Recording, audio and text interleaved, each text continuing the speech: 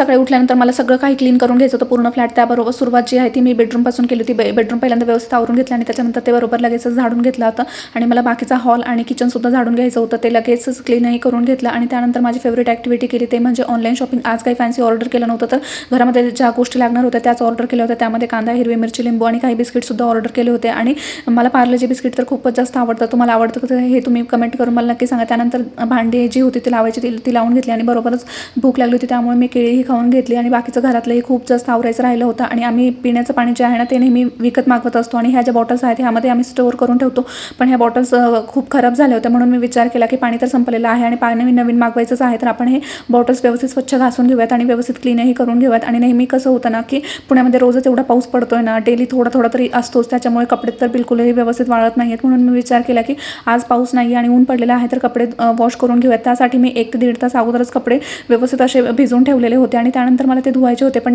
नेमकं ह्यावेळेसुद्धा असं झालं ना की मी कपडे व्यवस्थित धुवून घेतले आणि त्यानंतर ते वाळतही घातले होते, पण त्याच्यानंतरही असं झालं ना की बरोबर लगेचच पाऊस सुरू झाला होता. काय माहिती हे माझ्यासोबतच असं का होतं, तुमच्यासोबत होतं काय, तुम्ही मला कमेंट करून नक्की सांगा. आणि माझा हा व्लॉग कसा वाटला हे सुद्धा तुम्ही मला कमेंट करून सांगा. तर असा होता माझा आजचा छोटासा मिनी व्लॉग. आणि आजकाल माझ्या लाईफमध्ये एवढ्या गोष्टी घडतात ना, त्या प्रत्येक गोष्टीचा छोटासा मिनी व्लॉगसुद्धा रेडी होऊ शकतो. भेटू मग छान व्लॉगमध्ये. बाय.